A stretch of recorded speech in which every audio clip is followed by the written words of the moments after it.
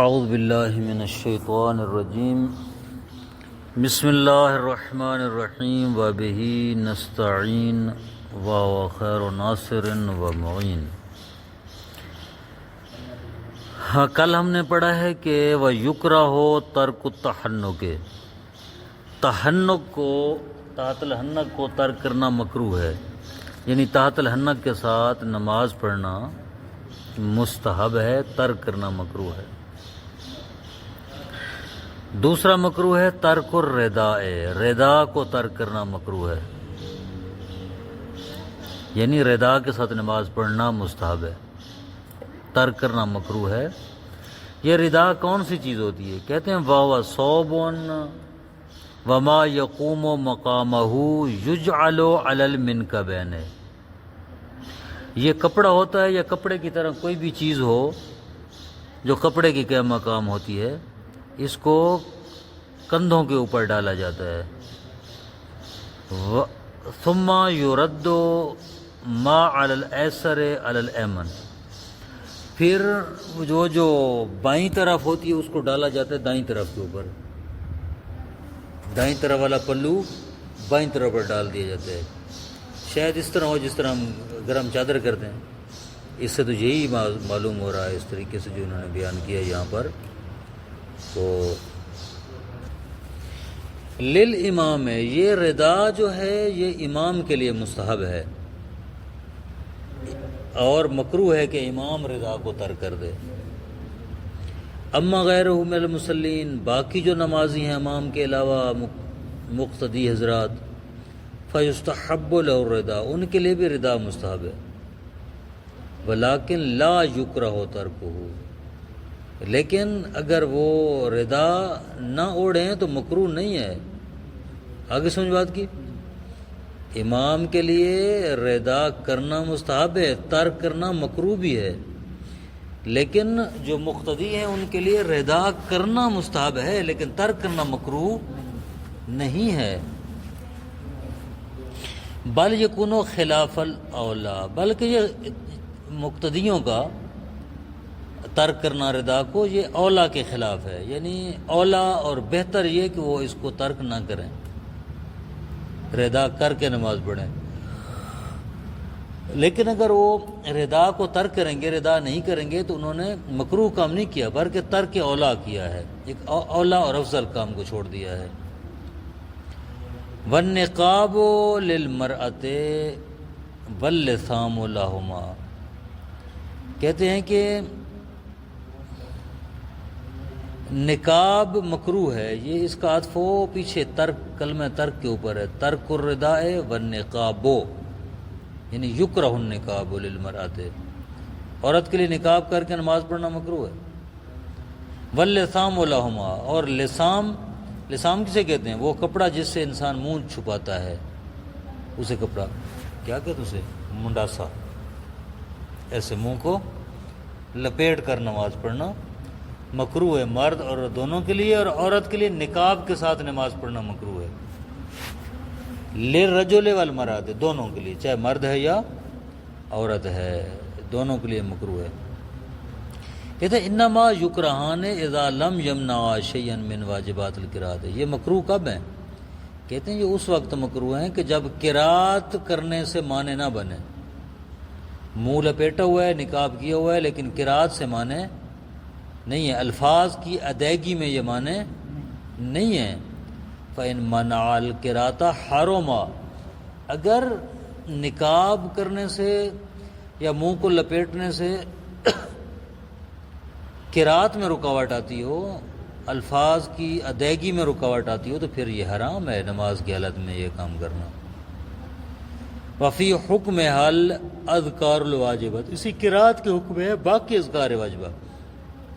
چلو سورت اور ہم تو پڑھنے میں اس کو کوئی مشکل نہیں ہوتی، منہ لپیٹ کر پڑھ رہا ہے، لیکن جب مثلا رکوع میں جائے تو رکوع کے جو اذکار ہیں اس کو ادا نہیں کر سکتا، یا سجدے میں جائے تو سجدے کے اذکار جو ہیں نقاب یا اس منڈاسے کے ساتھ ادا کرنا مشکل ہو جاتا ہے تو پھر حرام ہے، کیونکہ جائز نہیں ہے کہ نقاب کیا جائے یا منڈاسا مارا جائے۔ وتکرہ الصلاۃ فی ثوب المتہم بالنجاست او الغصب، مکروہات نماز میں سے مکروہ یہ ہے کہ متہم بن نجاست شخص کے لباس میں نماز پڑھے، مکروہ ہے، یا ایسے شخص کے لباس میں جو غصب کے ساتھ متہم ہے، یعنی ایک بندہ شہرت رکھتا ہے اس بات میں کہ وہ بغیر اجازت کے دوسروں کی چیزیں استعمال کرتا رہتا ہے، یا کوئی شخص شہرت رکھتا ہے اس بات میں کہ وہ لباس کی طہارت نجاست کا خیال نہیں کرتا، بس جیسے اس کے کپڑے نجس بھی ہوں تو وہ نماز پڑھ لیتے، اب اس کا لباس پہن کر نماز پڑھنا مکروہ ہے، ٹھیک ہے۔ کہتے ہیں کہ تکرہ الصلاۃ فی ثوب المتہم بالنجاست او الغصب فی لباسہ، جو ان چیزوں میں متہم ہے لباس کے متعلق، کہ نجس لباس پہن کے نماز پڑھ لیتے پرواہ نہیں کرتا، یا نجس یا غصبی لباس پہن لیتے پرواہ نہیں کرتا، ٹھیک ہے، تو کوئی دوسرا شخص اس جیسے انسان کا لباس پہن کر نماز نہیں پڑھ سکتا، مکروہ ہے نماز پڑھنا۔ وفی الثوب ذی التماثیل، ایسے لباس میں نماز پڑھنا بھی مکروہ ہے جس میں تصاویر بنی ہوتی ہیں، تصویریں بنی ہوتی ہیں، اعم من کونہا مثال الحیوان، اور غیر ہی، اس میں کوئی فرق نہیں ہے کہ وہ حیوان کی تصویر ہو یا غیر حیوان کی تصویر ہو، نماز پڑھنا مکروہ ہے۔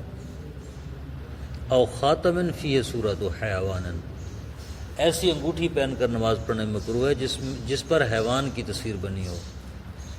وَيُمْكِنُ أَن يُرِيدَ بِهَا مَا يَعُمُّ الْمِثَالَ، ممکن ہے اس صورت سے مراد وہ چیز ہو جو تصویر کو عام ہے، ایک مرتبہ صورت ہوتی ہے، ایک مرتبہ تمثیل ہوتی ہے۔ تمثیل کسے کہتے ہیں؟ تمثیل کہتے ہیں صورت کو،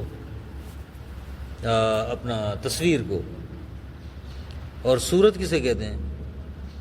صورت ایک ایسی وہ تصویر ہے جو مثلا اس کے اوپر کندہ ہوئی ہو، ٹھیک ہے نا، اس طرح کی تصویر تو مطلب ہے وہ معلوم ہے تصویر کیسے ہوتی ہے، اس دور میں کیمرے سے بنائی جاتی ہے، شاید اس دور میں وہ قلم کے ساتھ مطلب ہے آرٹ کر کے بنائی جاتی ہو، وہ بھی تصویر ہے نا، دیوار کے اوپر تصویر، جس طرح یہ ہماری دیوار کے اوپر تصویر بنی ہوئی ہے، ٹھیک ہے، تو پینٹر جو ہے وہ اپنے مہارا سے اس کو بناتے، تصویر سامنے رکھ کے بندے کو سامنے کھڑا کر کے تصویر بنا لیتا ہے، ایک یہ تصویر ہے، ٹھیک ہے، ایک کیمرے کے ساتھ ہے، یا ایک یہ صورت وہ ایک تصویر ہے۔ ایک کبھی مصور جو ہے تصویر بناتا ہے لکڑی کو کندہ کر کے، سونے چاندی کو کندہ کر کے، کہتے ہیں یہ سب مکروہ ہے۔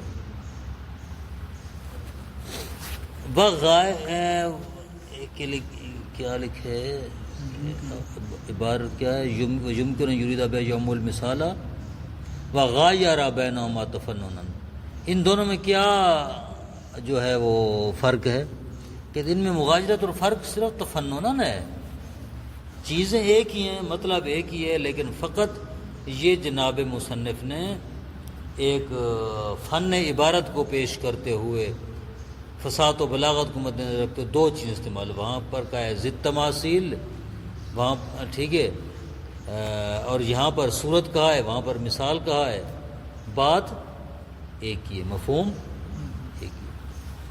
والاول اوفق المغایرات، کہتے ہیں کہ پہلا زیادہ بہتر ہے، پہلا۔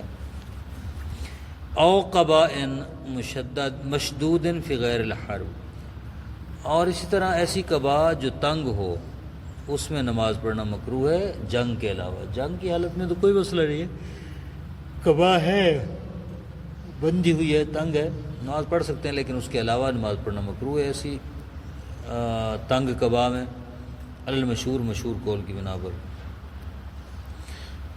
قال الشیخ ذاکرہ علی بن بابویہ وسمعناہ من الشیوخ مذاکرۃ ولم اجد به خبرا مسندا یا مستندا۔ جناب شیخ طوسی رحمۃ اللہ علیہ فرماتے ہیں کہ علی بن بابویہ شیخ صدوق کے والد، وسمعناہ من الشیوخ، انہوں نے ذکر کیا اور ہم نے سنا ہے اپنے علماء سے، مذاکرتاً آپس میں بحث کرتے ہوئے یہ بات سنی ہے کہ ان چیزوں میں نماز پڑھنا مکروہ ہے، لیکن فرماتے ہیں جناب شارح ولم اجد بی خبراً مستنداً، لیکن مجھے کوئی اس کے متعلق خبر نہیں ملی جو مستند ہو، صرف سنا ہے ہم نے۔ وقال المصنف فی ذکر بعد حکایت قول الشیخ، جناب مصنف رحمۃ اللہ علیہ کتاب ذکر میں فرماتے ہیں قول شیخ طوسی کی کو حکایت کرنے کے بعد، پہلے شیخ طوسی کا قول لکھتے ہیں، پھر فرماتے ہیں، کیا فرماتے ہیں؟ قلت قد رویا، میں کہتا ہوں، یعنی جناب مصنف ذکر میں فرما رہے ہیں کہ میں کہتا ہوں، قد روال عامت، اہل سنت نے روایت کیا ہے، کیا روایت کیا کہ ان نبی صلی اللہ علیہ وآلہ وسلم لا یصلی احدکم وهو محزم، کہ پیغمبر نے فرمایا کہ کوئی شخص نماز نہ پڑھے جہاں تک کہ وہ بندھا ہوا ہو، ٹھیک ہے، محزم ہو نماز نہ پڑھے، یعنی تنگ لباس میں نماز نہ پڑھے۔ کہتے ہیں یہ لفظ محزم جو ہے وہ کنایۃ عن شدہ الوسط، یہ کنایہ اس بات سے کہ انسان اپنے بدن کے درمیان کو باندھے، جیسے کمر بند باندھتے ہیں، کمر بند بدن کے درمیان میں ہوتا ہے نا، یہاں پر باندھا جاتا ہے، اس سے کنایہ، یعنی باندھ کر، ٹائٹ باندھ کر کمر کو نماز پڑھنا۔ وظاہر استدراکہ لذکر الحدیث جعلوا دلیلا علی کراہۃ القباء المشدود، ظاہر یہ کہ یہ جو مصنف نے ذکر کیا ہے حدیث کو، یہ اس لیے کہ اس کو دلیل بنایا ہے کہ قباء مشدود میں نماز پڑھنا مکروہ ہے، بندھی ہوئی اور تنگ قباء میں نماز پڑھنا مکروہ ہے۔ کہتے ہیں یہ وہو بعید، یہ بعید ہے۔ کیوں بعید ہے؟ کس لیے ایسا کرنا مزید ہے؟ اس روایت کو ذکر کر کے دلیل بنانا اس بات کے اوپر کہ تنگ اور بندھی ہوئی قباء میں نماز پڑھنا مکروہ ہے۔ کہتے ہیں یہ درست نہیں ہے، یہ بعید ہے۔ کیوں بعید ہے؟ کہتے ہیں اس لیے بعید ہے کہ یہ روایت آپ کے معنی نفی پر دلالت نہیں کر رہی۔ کیوں؟ کہتے ہیں جو تحزم اور حزم کا کلمہ ہے جنہوں نے کہا ہے وہ محزمن، یہ جو محزم تحزم ہے، اسے کیا کہتے ہیں؟ اس کا معنی کیا ہے؟ کہتے ہیں اس کا معنی عام ہے، یہ شد القبا کو بھی شامل ہے اور غیر قبا کو بھی شامل ہے، ٹھیک ہے نا، اس کا معنی عام ہے۔ تو آپ نے ایک عام روایت کو ذکر کر کے خاص طور پر قبا، تنگ قبا کے متعلق ذکر کیوں بیان کیا ہے؟ تو یہ عام ہے، ایک روایت عام ہے۔ ممکن ہے کہ قبا جو ہے اس کمر بند کے علاوہ بھی ہو، قبا پہنے انسان لیکن اس کی کمر بستہ نہ ہو، کھلی ہو، وہ بھی تو ہو سکتی ہے۔ بس یہ روایت اس پر دلالت نہیں کرتی کہ قبا مشدد میں نماز پڑھنا مکروہ ہے۔ آگے سمجھ بات کی۔ ناقل فی البیان عن شیخ کراہت شد الوسط، جناب مصنف نے اپنی کتاب بیان میں شیخ طوسی علیہ الرحمہ سے نقل کیا ہے کہ درمیان کو باندھ کر نماز پڑھنا مکروہ ہے، یعنی کمر کو باندھ کر نماز پڑھنا۔ یمکن الاکتفاء فی دل کراہت بمثل حاضر روایت، ممکن ہے کہ کراہت کی دلیل میں اس قسم کی روایت پر مصنف نے اکتفا کیا ہو، اور اکتفا کرنا ممکن بھی ہے، کیونکہ یہ روایات جو آئی ہیں کہ درمیان کو جو ہے وہ باندھنا مکروہ ہے، تو قبا اگر درمیان سے اس کو باندھ دو اور ٹائٹ ہو جائے ہوگی مکروہ ہو جائے گی، یعنی یہ روایت اس پر دلالت کرے گی، ظاہر ہے۔